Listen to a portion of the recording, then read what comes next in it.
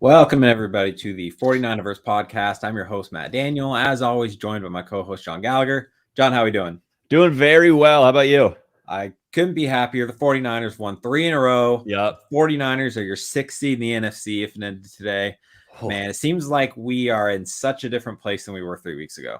Yeah, but it's not. I mean, the team is playing well, but there's also circumstances in our division that have allowed for kind of a crazy path for us to get to this 6th seed.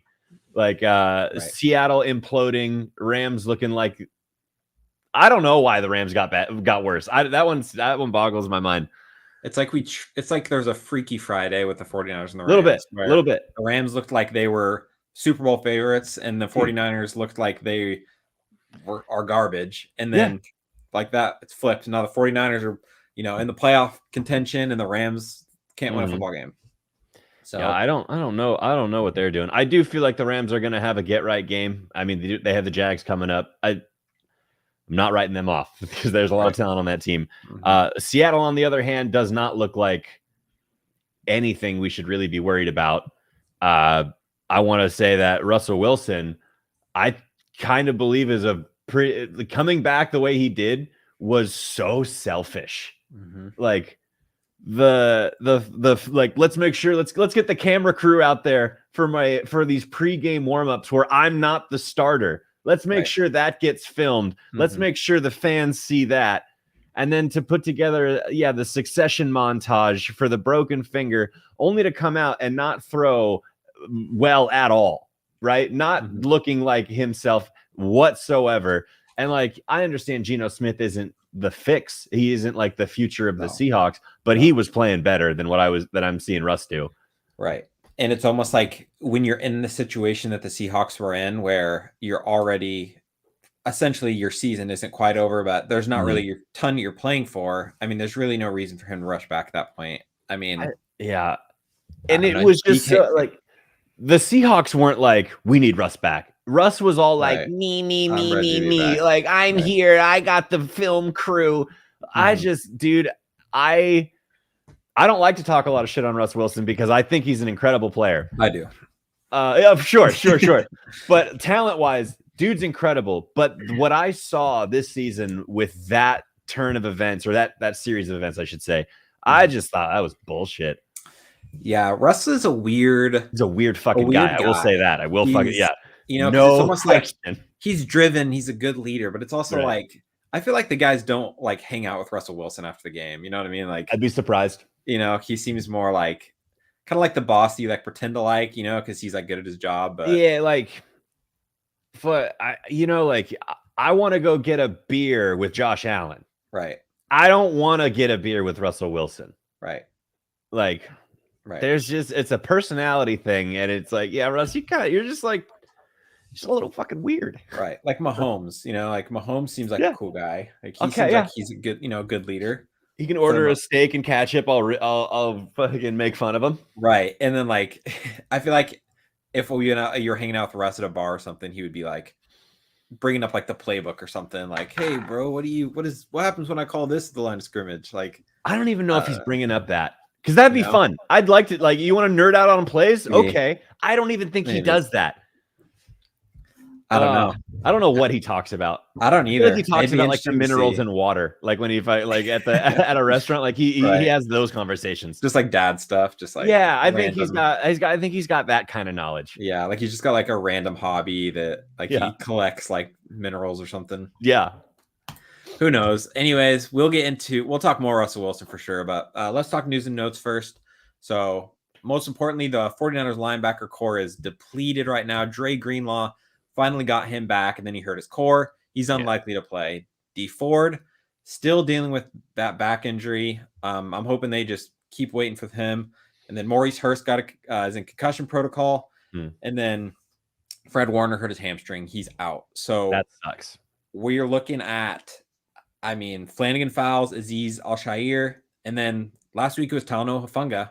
Right. And Azeez has certainly stepped up. Like, Azeez is playing great. I like the play I see out of him, but to not have Fred Warner, I think is going to be, I think we're going to see some things. Like I think Fred Warner was a great mind on the field that helped get people in position, help make the calls that the defense needs to hear.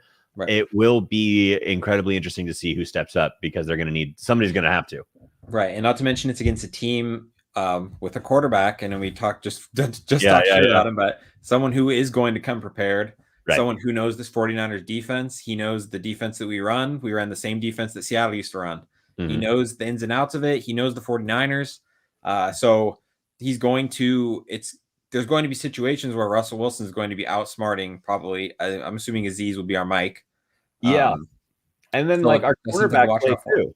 Like, right. You know, the same thing with our linebackers, you know, having kind of a depleted you know, personnel. The cornerbacks, you know, kind of we're every week we're like, shit, man, who's gonna you know who's either gonna step up or who's gonna be like who's going out, you know, like who's getting swapped out. DK and Tyler Lockett have had a strange season in my opinion. Mm-hmm. Nothing near the production level to where they usually are. Mm-hmm. So like this is not a game where I can just say like, you know, as goofy as I think Russ is being or as bad as I think the Seahawks look, they still have talent that could absolutely burn us. And you can't write that off. Yeah. And I mean, DK Metcalf succeeds. So does Tyler Lockett at the deep ball. Right now, our deep ball, we can't cover it, you know? So hopefully our defensive line is going to be able to play well enough to where Russ doesn't have the time to be able to throw the ball deep. Seems like that's probably going to be the recipe. And I mean, our linebacker core has played so well. It's kind of masked how bad our cornerback play has been a little bit. You know, just because Josh Norman is terrible. You know, Emmanuel Mosley's been playing pretty well. K'Waun Williams is playing well, obviously. But I mean, whoever is sitting in that third spot, you know, with Josh Norman has been playing. It's just been awful from start to finish. Yeah, Josh Norman plays a little too loud for my liking too. His name is called way more than you ever want a cornerback. Yeah, and like he has this sense of bravado, like he's Darrelle Revis in his prime, and I'm like, you can cool it, right? Like he could talk that way, like when he was actually good. Yeah, sure. He's not, so but it's not the same. Yeah, I just like, hey man, just you're a journeyman. You're filling in.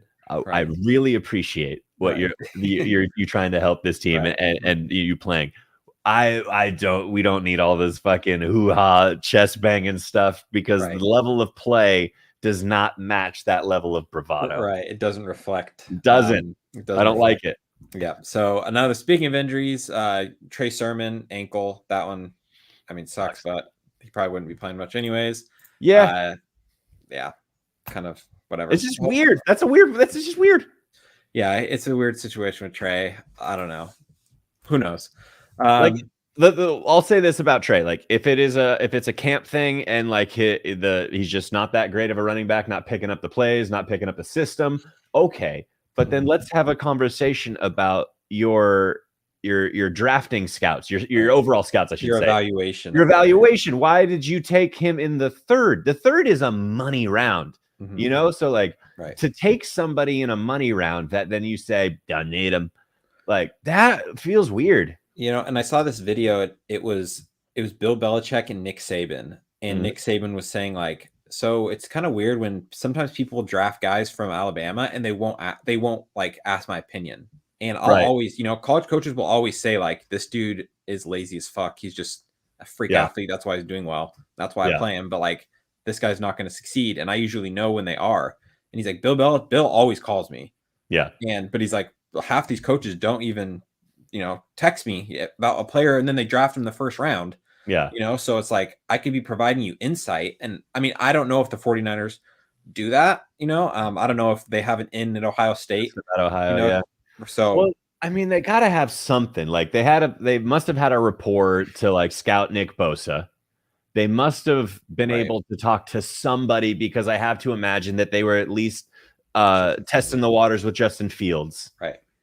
So the thing is, like, Bosa was a shoe-in. You know what I mean? He could have gone to any college, and it probably would have been a pick.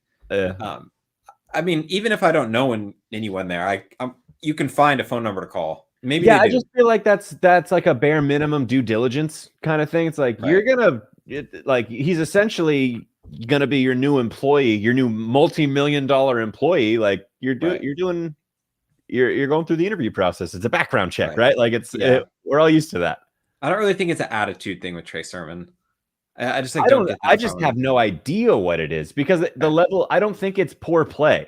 He got fucking his noggin rocked the first time we saw him touch the ball.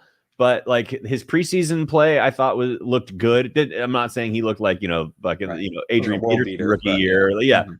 Right. It didn't look like that, but I saw things to build on. I saw things to be, pretty excited about. So it was just weird to see this, like, never mind, we don't even need him. We're riding with Elijah Mitchell. Right. And I mean, thank God Mitchell's been so Mitchell's playing great. He's playing great football. So we're lucky to have him, because if not, I mean, I don't see Jeff Wilson shouldering an entire workload. No. So, I mean, Mitchell seems to be the guy for the future. I kind of makes me question if we ever see Raheem Mostert again. I would, if I had to bet, no. Yeah. I mean, the better Mitchell plays, the more it's just like, there's no reason. Because like we're already like we can talk about like burning money at the QB position. Like you would just be lighting it on fire if it was Mostert then playing too. Yeah, man. He's like when he's on the field and healthy, it's just so good. But it is great. It's great. So I mean, when was the last time you played a full game or a full season? Like right, yeah. Never. And the thing about it is like he's at this unique point in his career where it's like if you want him, you need to pay for him. Right. And it's like that's just not necessarily it's not necessary. Right. I mean, it's like at $4 million a year, it doesn't really make sense when we can have Elijah Mitchell for what, $1 million, so let's see what else. Jamaica, speaking of running backs, Hasty was limited at practice, so he might play. He'll probably fill in the third down role a little bit. And then of course no Deebo Samuel. Which leads us into how this offense might be running a little bit differently. Seattle does have a bad defense. I have to imagine that it's going to be Brandon Ayuk time. It better be. I mean, to be fair, that is how Ayuk got the most of his looks his rookie year. He did have to fill in. And then everybody discovered, holy shit, this guy can really play. So that is kind of how Ayuk got his start. We were kind of talking though, weeks prior. I love Deebo Samuel. I love that he's coming on as this alpha wide receiver, but we're kind of running him into the ground.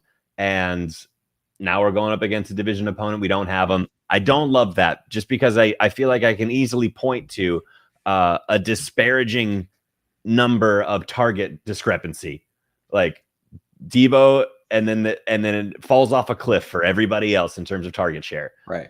So it's just like I would have liked a more balanced attack for the 49ers, and then maybe we keep these players healthy longer. That's right. I'm kind of picking nits though when I say that. As a fan, I'm being very choosy like that. Right. So I do totally acknowledge that. Right. But I think Ayuk's a superstar. I think Kittle's a superstar. I just felt like we could spread the ball around a little more. Yeah, and I completely agree. I'm never going to be upset when the ball is in Deebo Samuel's hands. That's not what I'm saying. The man's magic. Right, I know. Yeah, for sure. But at the same time, you do bring up a point where we do have other pieces. I mean, we're paying George Kittle. I mean, ton of money. I don't know if he's still the highest paid tight end in football, but he was at some point recently. And I get it. He's a great blocker as well. But I mean, two catches last week? That's bad. That's dude. Oh. And I have to imagine, do you think that the absence of McGlinchey is the reason why he's not in the passing game as much? Because it's like, bro, you got to help out Tom Compton. Maybe, but like to me, I would just then like keep Juszczyk in more, right? Like let him be the pickup, right? Because you sacrificing Kittle targets isn't a good idea, right? Charlie Warner as well. That's kind of the reason. We drafted him. Just rotate other blocking tight ends, and if you want to do that, or give Juszczyk more blocking assignments, he's a stud. Like he'll do it. Right. So yeah, you bring up a good point with no McGlinchey. Definitely somebody does have to step up for a little more help on that right side. Yeah, I have to. I mean, I get that Kittle is probably our best non-offensive lineman blocker, but at the same time, I want him with the ball in his hands too, because he has to have the ball in his hands. He's another guy who's magic with the ball. I mean, before Deebo was doing what he was doing, Kittle was kind of doing that same thing. I mean, Dude, they were his so highlights against the Saints, where he just Right. like they'd fall all off of of him. right, all of 2018. Yeah. At one point he was he had the all-time receiving yard record for tight ends. I mean, Kittle's just one of those guys you have to get the ball into his Have hands. He to. can make something happen at any point. So And he wants to. That's another thing. Like he's not a player. He's not a selfish player. He's not like, give me the ball, I'm open every time. That's not how he plays. Right. But he wants to do something awesome every time. There is no like safe play thoughts with him. At least it doesn't look like that. It's always I doubt it. It's always fucking touchdown or bust. And like he's usually making people, regret going heads up with him.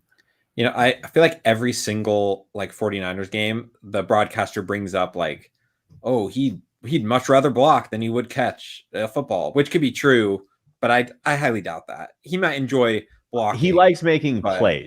Yeah. So like when he does make a play, if it is blocking, he's super juiced about it, and rightfully so. But when you see him get into the end zone, that's a different animal. Like he's incredibly excited. Right. As anybody would be. Right. So it's hard to get there. Right. But it seems like the 49ers are trending in the right direction. It seems like we're sort of figuring out who the 49ers are, what our identity is. Part of that identity is not letting the other team on the field. Yeah. The Seahawks struggle staying on the field, and the 49ers offense seems to hog the field. So yeah, they hog the time of possession. So it seems like we had we had to play both this week and last week of 20 plus plays. Like, I mean, it's a perfect recipe. We talked about it last week. The other team isn't on the field. I mean, you're going to win football games. So, so the 49ers take on Seattle. We talked about it last week. It was flexed out of Sunday Night Football. The game is now 125 Pacific. The 49ers are 3-point favorites. So that kind of leads us into, I mean, the Seahawks are playing just about as bad as anyone can play, and the 49ers are playing just about as good as anyone can play. Yeah. The 3-point favorites is not a big spread. No. Because the Seahawks are the 49ers rivals, and rivalry football is a different breed of football. So the 49ers typically, have trouble with Seattle as well. Yeah. Well, also from a betting standpoint, the guy that has been scoring all of the 49er points isn't playing, so like you have to taper scoring expectations. Right. Do you expect a low scoring grudge match type of game? It'll be interesting because like Seattle wants to be this like run first team, but they suck at it. And then now they're asking Russ to pass right now, and he's not good at it because his hand doesn't look like it's fucking healed. Right. So I think it's gonna be sloppy. Everything that Seattle looked like on Monday sucked. Right. I just feel like I mean, every sign is pointing to the 49ers. But that could just be a trap game too. Right. Seattle needs a get right game. Fuck it. Russ is a weird, goofy guy. Maybe he's fucking just whipping himself in the back watching the Monday night game and be like, you'll be better. Right. And maybe that works, that may just fucking happen. And the thing about like Russell Wilson is good enough to just completely take over a game. So yes, he can. Anything can happen, especially, we have a pretty rough secondary right now. Yeah. So anything can happen. I'm a little worried about it. I live in Washington. I'm surrounded by Seahawks fans. So this game is always, a little more important to me. Just because I fucking hate the Seahawks, but yeah, so I'm a little cautious about it, but signs are pointing to the 49ers should be able to handle this one. Definitely. DK's been a non-factor. Yeah, that's just weird though, because he's a freak. He's like every box that you can check to be a freak, he checks them. Right. I just don't know what it is with him. I don't know. And it could be Russ. It's, if your finger's hurting, you're probably not gonna be able to throw the ball down the field. Yeah, because I mean, he was fine with Geno Smith. He wasn't having his 90-yard 2-touchdown games. Right. But like he was getting in the end zone. He was getting targets. Right. Yeah. I don't know what's going on with him. Seattle's just kind of a weird team. Yes. It's just, and I mean, Seems people are talking about Pete Carroll being on the hot seat a little bit, and that could just be overreacting Seahawks fans, as the 49ers fans do the same thing. But I don't know. It seems like Seattle's sort of trending down a little bit, which is kind of nice to see, you know, with how much they've dominated the NFC West.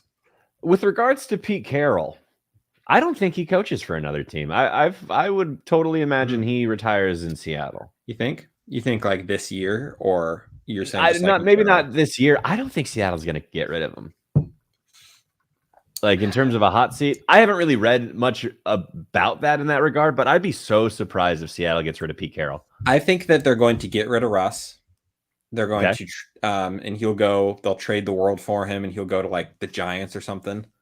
And then they'll give Pete like a chance at a rebuild, 1 to 2 years, and they'll realize that it was Russ this whole time pretty much, and then Pete Carroll will dissipate. That's my prediction.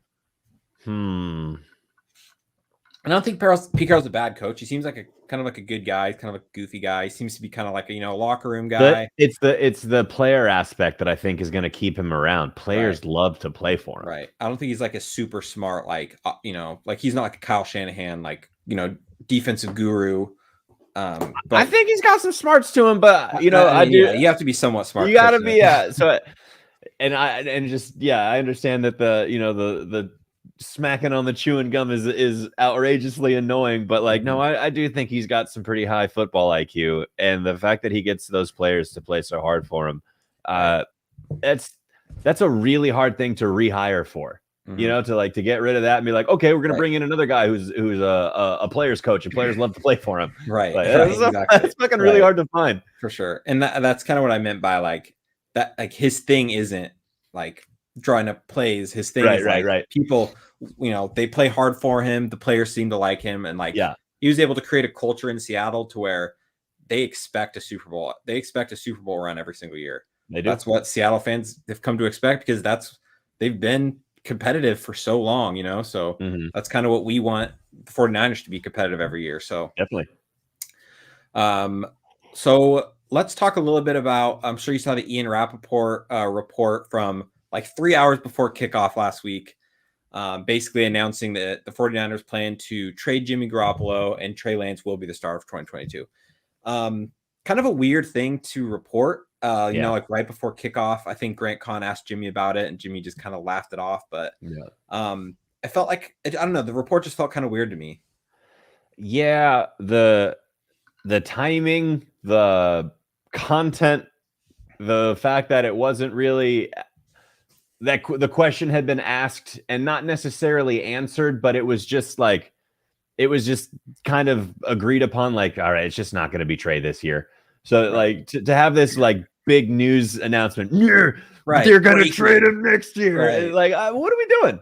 Right. That was my thing with his, I kind of assumed that was the plan. I think we kind of all did, so I didn't think that was a breaking. I'm sure Kyle Shanahan didn't, call Ian before the game and say, hey, just so you know, we're officially going to trade Jimmy. Yeah. It's weird. Yeah. That one felt weird.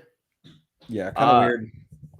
Well, I will say though, as a 49er fan right now, this is Trey would be learning so much if he was getting this playing time, knowing full well that if he's going to be the starter next year, right? I want him learning right now, because I did not love how I saw Jordan Love play. Right. It is. It does kind of suck, because now we're going to kind of have to embrace ourselves for a little bit of a learning curve that's going to come at the beginning of next year. And the thing that sucks the most about that is that I was so ready to do that this year.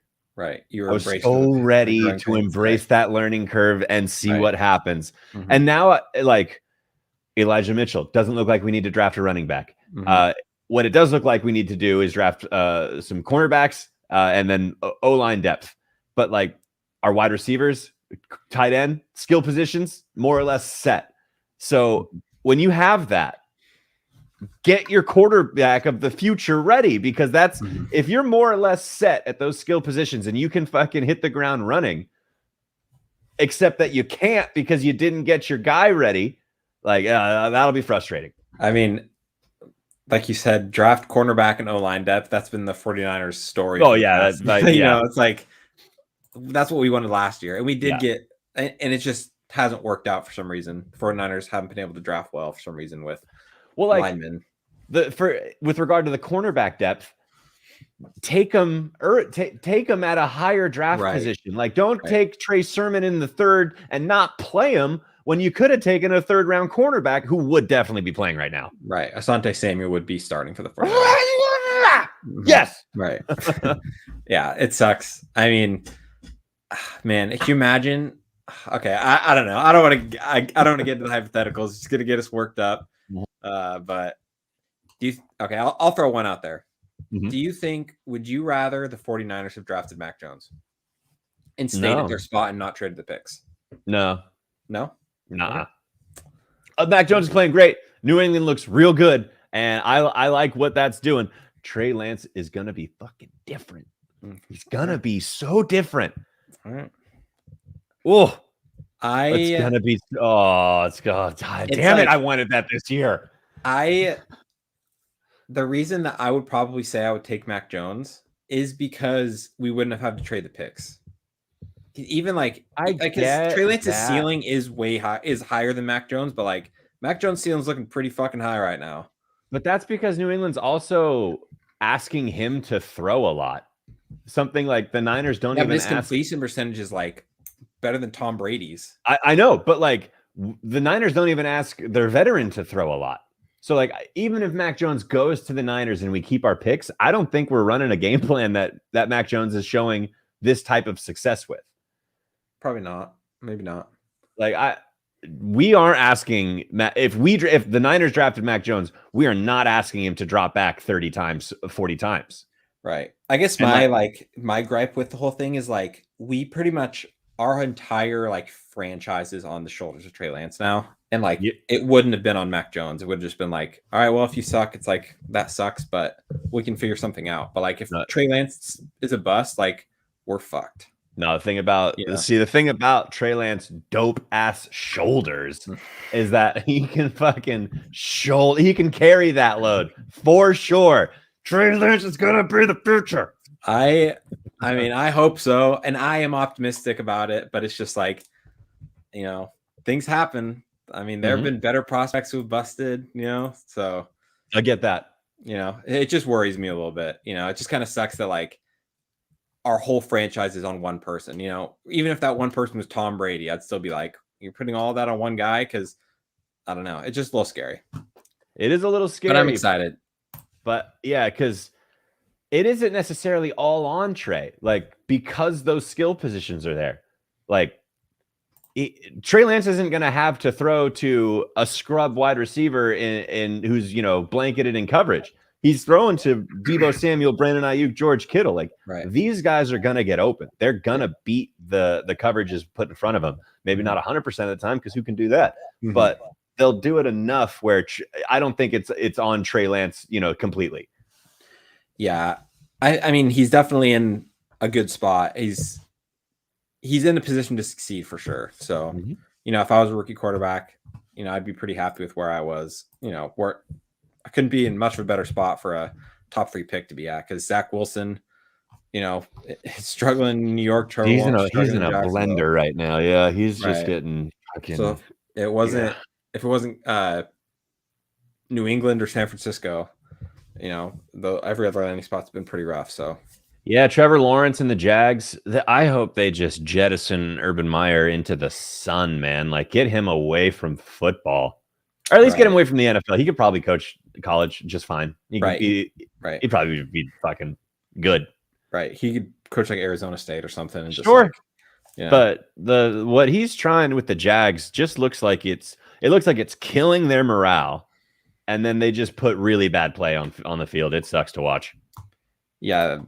It's tough because like you expect them to be bad, like we didn't expect them to like contend for the playoffs or anything, but like it's just like it's the culture seems bad. It's a different type toxic, of bad. Right? They were bad last year, but they played competitively. Like they played hard. Like it's why people talked about James Robinson all last year, this undrafted free agent. Like they ran through him. They played with more of an identity that it seemed like those young players were taking pride in, like, yeah, we know we're rebuilding. we're a young group. We're just Mhm. we're here to play. Like I saw some good things, even though that was a bad team last year. This team this year under Urban Meyer doesn't look like they're stoked to be there. It doesn't look Right. like they're trying to build this brand of like, yeah, we're young and we're up and coming. It doesn't look like that. Right. You can tell there's larger issues at hand with them. Yeah, so. 100%. All right, so let's get into our picks. Let's see, picks for the week. Let's see, you can pull this up. There we go. Mhm.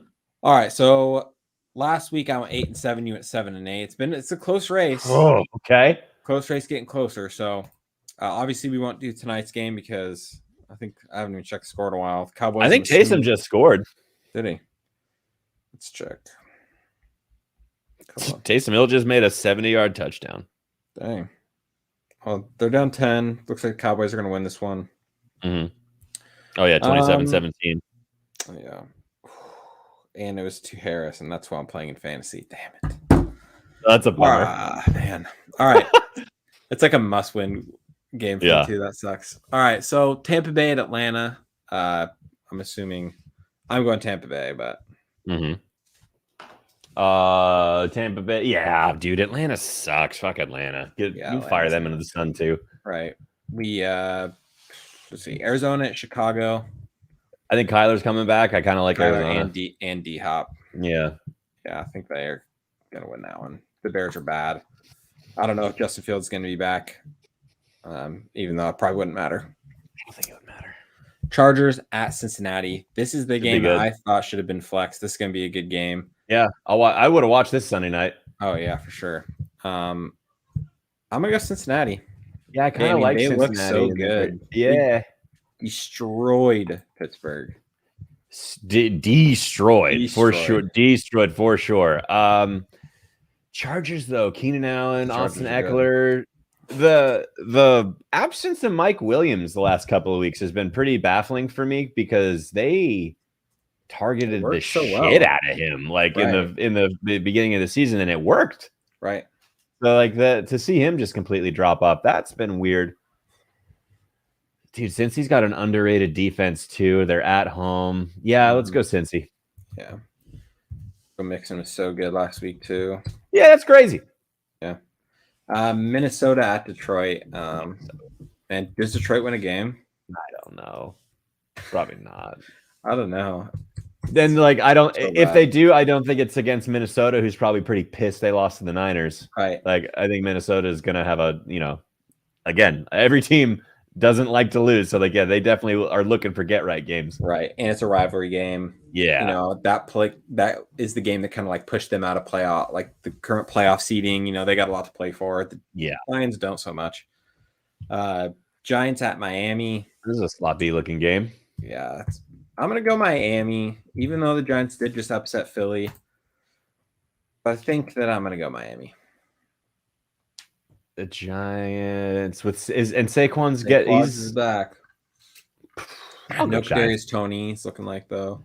Yeah, that sucks. I was actually super excited to watch him play, and then like he had the one game against Dallas where he fucking showed the world that he was baller, and then we just never got to see him again. And then I picked him up on waivers, and he did the same thing. And then I haven't been able to really play. Yeah, sucked. That's always how it works. Philly at Jets.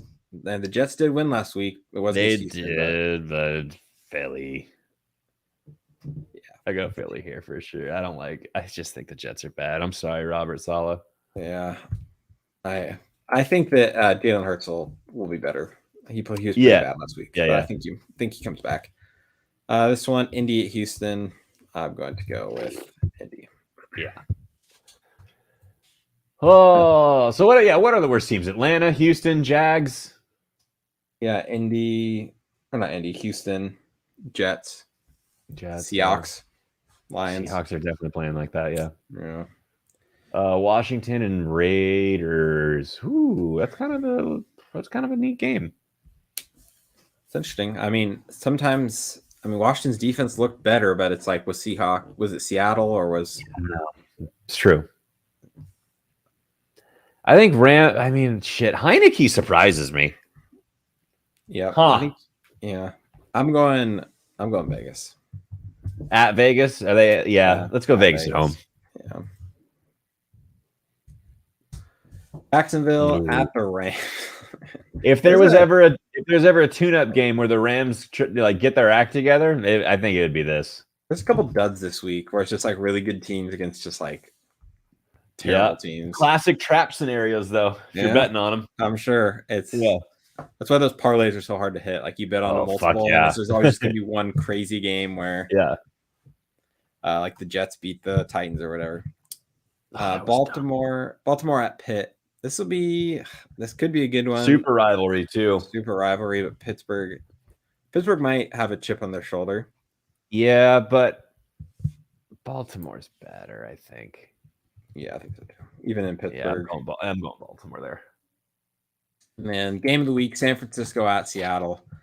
We've been betting on the Niners. I'm not stopping that. Go Niners. So. And still, even with our assessment, Seattle hasn't shown me any reason to be like afraid of Seattle. Right. The only reason I would say like, I'm cautious about the game is because I know the history of Seattle. Right. I know that they have players that are real. But if it was just in a vacuum and I'm just talking about the Seattle Seahawks of this year, they fucking suck. Right. And just like the history of the rivalry where there's been so many times where one of the teams has been really good and the other one's been shitty. And they, we seem to split with Seattle like every year. Sometimes. So we did already lose to them. So hopefully this will be the split.